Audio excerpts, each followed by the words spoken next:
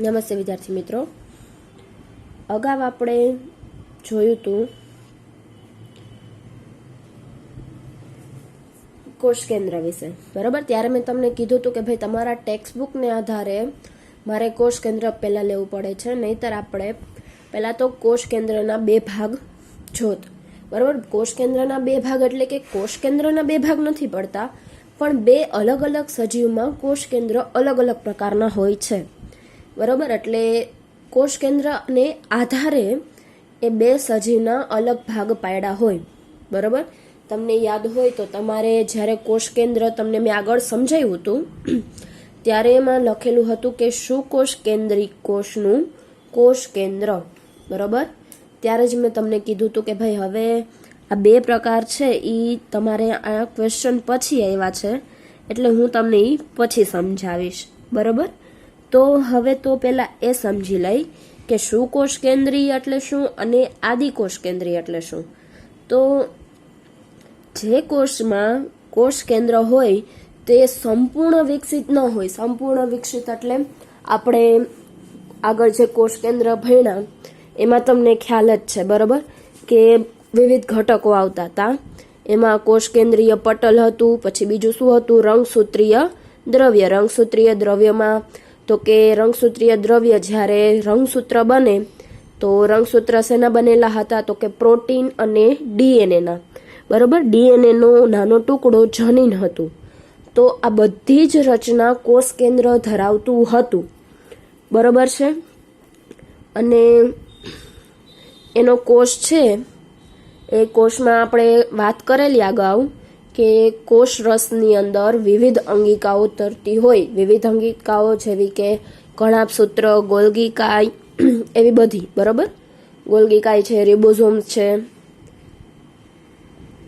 અંતઃકોષ રસજાળ છે, એ બધી અંગિકાઓ અંદર તરતી હોય, બરાબર? એટલે કે આ બધાય અંગિકાઓને લીધે, કોષ કેન્દ્રને લીધે એ કોષ આખો વ્યવસ્થિત કામ કરતો થાય. તમને એક્ઝામ્પલમાં સમજાવું તો કોમ્પ્યુટર અને કેલ્ક્યુલેટર બે વસ્તુ છે, બરાબર? કેલ્ક્યુલેટરમાં એ સરવાળા બાદબાકી ગુણાકાર ભાગાકાર બધુંય થાય અને કોમ્પ્યુટરમાં થાય છે. પણ આપણે કેવું હોય કે ભાઈ જાજુ વિકસિત છે તો જાજુ વિકસિત કોણ છે? કોમ્પ્યુટર, બરાબર? કારણ કે એમાં સરવાળો બાદબાકી સાથે ફાઇલ બને, પછી ગેમ્સ રમી શકીએ, પછી બીજી જે વર્ડપેડ હોય, નોટપેડ, બરાબર? એ બધું આપણે કાર્ય કરી શકીએ, જ્યારે કેલ્ક્યુલેટરમાં એ બધા કાર્ય આપણે કરી શકતા નથી, બરાબર? તો એ જ ફેર છે કે સુકોષ કેન્દ્રિય કોષ હોય તો એમાં બધી અંગિકાઓ વ્યવસ્થિત આવેલી હોય અને બધા વ્યવસ્થિત કાર્ય કરતા હોય, જેમ કે પ્રાણી કોષ અને વનસ્પતિ કોષ, બરાબર? પ્રાણી કોષ અને વનસ્પતિ કોષ છે એ સુકોષ કેન્દ્રિય કોષમાં આવે. જ્યારે આદિકોષ કેન્દ્રિય કોષ હોય તો એમાં બધી અંગિકાઓના કાર્ય વહેંચાયેલા હોતા નથી, એટલે કે એટલી બધી અંગિકાઓ જોવા મળતી નથી. એટલી બધી અંગિકા ન હોય તો એનો વિકાસ એટલે કે એનો જે જીવન ચક્ર છે એ વ્યવસ્થિત હોય નહીં, બરાબર? એટલે કે આદિકોષ કેન્દ્રિય કોષ અને સુકોષ કેન્દ્રિય કોષ. અંગ્રેજીમાં આદિકોષ કેન્દ્રિય કોષને કહેવાય છે પ્રોકેરિયોટિક કોષ, બરાબર? પ્રોકેરિયોટિક. અને જ્યારે સુકોષ કેન્દ્રિય કોષને કહેવાય છે યુકેરિયોટિક. પ્રો એટલે પહેલાનું, યુ એટલે હાલનું, બરાબર? આપણે એવી રીતે યાદ રાખશું. તો હવે જોઈ લઈએ કે આદિકોષ કેન્દ્રીમાં કયા કયા ઘટક આવે છે અને સુકોષ કેન્દ્રીમાં કયા કયા ઘટક આવે છે. બે વચ્ચેનો ડિફરન્સ તો સમજવો પડે જ, બરાબર? કે ભાઈ ભાગ પાડ્યા છે આદિકોષ કેન્દ્રીય કોષ અને સુકોષ કેન્દ્રીય કોષ, તો કંઈક તફાવત હોવો જોઈએ. જો તફાવત ન હોય તો ભાગ પડે નહીં, બરાબર? તો હવે ચાલો જોઈએ કે આદિકોષ કેન્દ્રીય કોષ. તમારે નવનીતમાં થોડુંક આવી રીતે હતું લાંબુ, જ્યારે મેં ફોટો લેવો હોય એટલે આ રીતનું પિક્ચર આવ્યું છે. સ્લાઇડ ટૂંકી પડે ને એટલે, બરાબર? કંઈ નહીં, અક્ષર ઉકલે જ છે. તો શું કીધું છે? પહેલા કોષ કેન્દ્ર પટલની ગેરહાજરીને કારણે કોષની કોષ કેન્દ્રીય પ્રદેશ ઓછો વિકાસ પામેલો હોય છે. કોષ કેન્દ્રીય પટલની ગેરહાજરી. કોષ કેન્દ્રીય પટલ એટલે શું થાય? આપણે આગળ ભણ્યા હતા કોષ કેન્દ્ર પટલ, બરાબર? કોષરસ છે એની ફરતે દિવાલ આવેલી હોય એને આપણે કોષ કેન્દ્રીય પટલ તરીકે કોષ કેન્દ્ર પટલ તરીકે ઓળખતા હતા. હવે ઈ દિવાલ જેવી રચના છે એ શું કામ કરતી હતી? તો કે ઈ દિવાલ જેવી રચના છે એક તો બધાને ઈ સાચવીને અંદર રાખતી હતી, બરાબર? અને બીજું શું કરતી હતી? તો કે પોતે પસંદગીમાં પ્રવેશશીલ ધરાવતી હતી, એટલે કે ચોકીદાર તરીકે વર્તી હતી. પોતાને ઈચ્છા હોય એને લાગે કે ભાઈ શરીર માટે હાનિકારક નથી, એને અંદર બહાર થવા દે, બાકીના કોઈને અંદર બહાર થવા દેતી નહોતી, બરાબર? તો હવે ઈ દિવાલની જ ગેરહાજરી હોય તો તમે વિચારી શકો છો, આપણે જેલી જેવી ભરવું છે પણ એના માટે કોઈ કોથળી જોઈ, એ કોથળી જ હાજર ન હોય તો જેલી ભરાય શેમાં? બરાબર, જેલી ભરાય નહીં તો અંદર તરતી અંગિકાઓ હોય એ ભરાય નહીં, બરાબર? એટલે તો એ પહેલા જ ત્યાં ઓછા વિકસિત થઈ ગયા, બરાબર? કોષ કેન્દ્રનો જેટલો અંદરનો ભાગ હતો એનો જ વિકાસ ઓછો થઈ ગયો હોય. હવે બીજો પોઈન્ટ છે, તેમાં પ્રાથમિક કોષ કેન્દ્ર હોય છે. પ્રાથમિક કોષ કેન્દ્ર, બરાબર?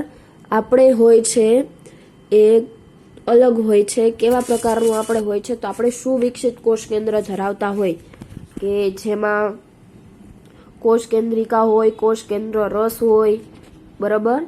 કોષ કેન્દ્રીય કલા આવેલી હોય. આપણે સુવિકસિત પ્રકારનું હોય એને કેવું હોય? પ્રાથમિક પ્રકારનું. એટલે કોષ કેન્દ્ર હોય, એક વસ્તુ યાદ રાખજો, કોઈ પણ કોષ હોય ને એમાં નિયમન કરવા માટે કોષ કેન્દ્ર હાજર જ હોય. બીજી રીતે હું તમને સમજાવું તો કોઈ પણ એક ક્લાસ છે તો ક્લાસનું નિયમન કરવા માટે ટીચર તો આવેલા હોય જ, બરાબર? પછી ભલે કેજીનો ક્લાસ હોય, પહેલાથી લઈને 12મા સુધીનો કોઈ પણ ક્લાસ હોય એમાં એક ટીચર આવેલું હોય જ, બરાબર? તો સમજી લ્યો કે કોષ છે એ ક્લાસરૂમ છે, બધા અંદર ઘટક છે એ સ્ટુડન્ટ છે, તો એ બધા નિયમન કરવા માટે કોણ આવેલું હોય? કોષ કેન્દ્ર. એ કોણ? ટીચર, બરાબર? કોષ વિકસિત હોય કે ન હોય, એટલે કે સ્ટુડન્ટ વધારે હોય કે ન હોય, તો પણ ટીચર આવેલા હોય જ. કોષ કેન્દ્ર ઇઝ ઇક્વલ ટુ આપણે યાદ રાખવા માટે ટીચર, બરાબર? તો શું કીધું છે? અવિકસિત કોષ કેન્દ્રીય, તેમાં અવિકસિત કોષ કેન્દ્રીય પ્રદેશમાં માત્ર ન્યુક્લિક એસિડ હોય છે. તેને ન્યુક્લિયોઇડ તરીકે ઓળખવામાં આવે છે. જો બરાબર, જો આપણે અગાઉ જોયું હતું આપણું, તો એમાં ઓલા રંગસૂત્ર દેખાતા હતા, ખબર? ઘૂંચડા વાળા.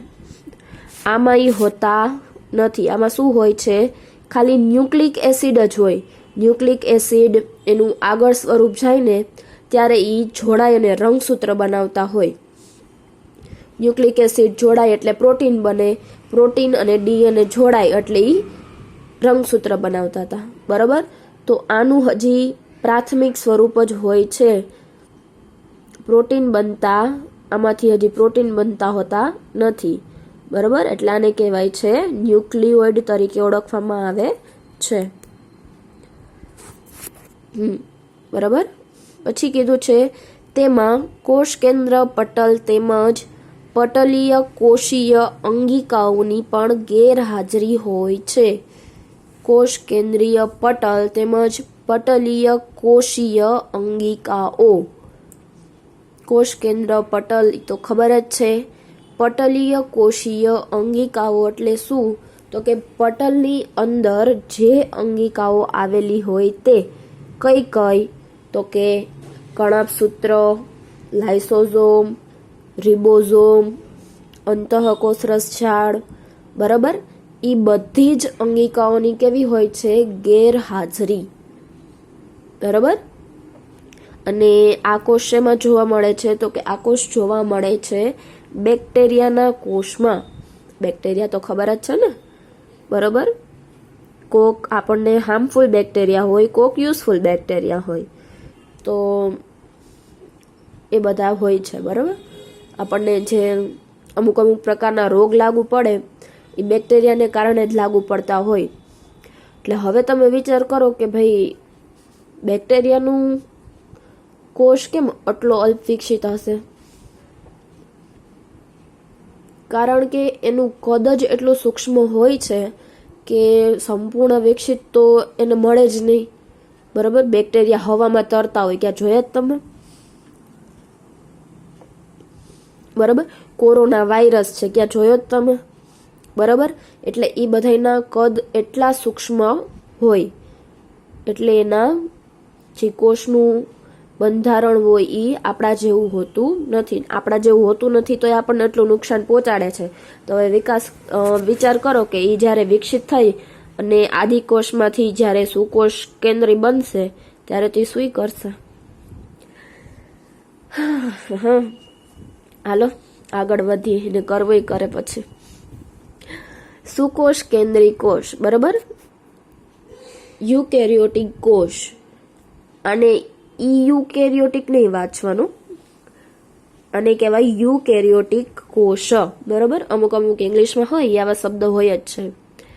તો એમાં છે કે તેમાં કોષ કેન્દ્ર પટલની હાજરીને કારણે કોષ કેન્દ્રીય પ્રદેશ વિકસિત હોય છે, બરાબર. આપણને ખબર જ છે કે ભાઈ સુવિકસિત કોષ હતો, એમાં આપણે કોષ કેન્દ્ર પટલ જોયું હતું.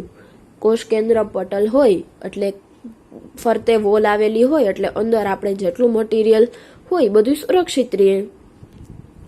તેમાં સુવિકસિત કોષ કેન્દ્ર હોય છે.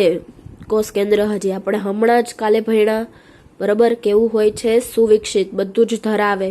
કોષ કેન્દ્ર ધરાવે, રંગસૂત્ર દ્રવ્ય ધરાવે, કોષ કેન્દ્ર એની ફરતે ઓલી વોલ હોય કોષ કેન્દ્રીય વોલ વાળી ઈ ધરાવે છે. પછી અંદર કોષ કેન્દ્રિકા ધરાવે છે, બરાબર. પછી દ્રવ્યની અવર જવર માટે કોષ કેન્દ્ર છિદ્ર ધરાવે છે, બરાબર. એટલે સુવિકસિત હોય છે. આમાં કેવું હતું? પ્રાથમિકનું, બરાબર. તેમાં ન્યુક્લિક એસિડ અને પ્રોટીનના બનેલા રંગસૂત્રનું આયોજન થયેલું હોય છે. ન્યુક્લિક એસિડ અને protein, nucleic acid plus protein. Nucleic acid તમને મેં કીધું હતું કે ડીએનએ, ન્યુક્લિક એસિડ ભેગા થાય એટલે ડીએનએ બને, બરાબર. ન્યુક્લિક એસિડ અને ડીએનએ ભેગા થાય એટલે ન્યુક્લિક એસિડ ભેગું થાય એટલે ડીએનએ બનાવે, અને ડીએનએ અને પ્રોટીન ભેગા થાય એટલે રંગસૂત્ર બનાવે, બરાબર. તેમાં કોષ કેન્દ્રીય પટલ તેમજ પટલીય કોષીય અંગિકાઓની હાજરી હોય છે. કોષ કેન્દ્ર પટલ એ તો આપણે જોયું હતું, તેમજ પટલીય અંગિકાઓ. પટલીય અંગિકાઓ એટલે કઈ કઈ આપણે ભણ્યા હતા એ જ. અંતઃકોષરસ ઝાડ, કણાભસૂત્ર, રિબોઝોમ, લાઇસોઝોમ, ગોલ્ગી કાય, બરાબર. આ બધી અંગિકાઓની કેવી હોય છે? હાજરી. બધી અંગિકા જરૂરી છે. એમાં પણ કણાભસૂત્રની બધું છે, બધું અગત્યનું છે. તમને એક વિચાર આવવો જોઈએ કે ભાઈ એક અવળો કમથો કોષ છે, બતાવ્યો તો મેં તમને કાલે મનુષ્યના ગાલનો કોષ, બરાબર. ઈ એક ચોખંડાની અંદર, ઈ એક ચોખંડું આપણે નરી આંખે તો જોઈ જ ન શકી, એની અંદર પાછું કોષરસમાં આટલી અંગિકાઓ તરતી હોય તો હવે વિચાર કરો એ કેટલી સૂક્ષ્મ હશે, બરાબર. તમારે જે આકૃતિ આપી છે એ બધી તો 3 ડાયમેન્શનલ આકૃતિ છે, એટલે એ લોકોએ પાવર માઇક્રોસ્કોપમાં જોઈ ને આવી ડિઝાઇન તૈયાર કરી હોય 3 ડાયમેન્શન વાળી, એ આપણે જોઈ શકીએ. બાકી રિયલમાં તો કેટલી સૂક્ષ્મ હશે, બરાબર. હવે આપણે આગળ જોશું કે પ્રોકેરિયોટિક કોષ વિશે માહિતી મેળવીશું કે ભાઈ એમાં કઈ વસ્તુ હાજર હોય છે, કઈ હાજર નથી હોતી, એ બધું, બરાબર. એટલે એક અંગિકા આપણે પતતી જાય છે આજે. તો હવે કાલ આપણે પછી કોષરસ લેવાનો છે. કોષરસમાં પછી કેટલી અંગિકાઓ બધી આવશે, બરાબર.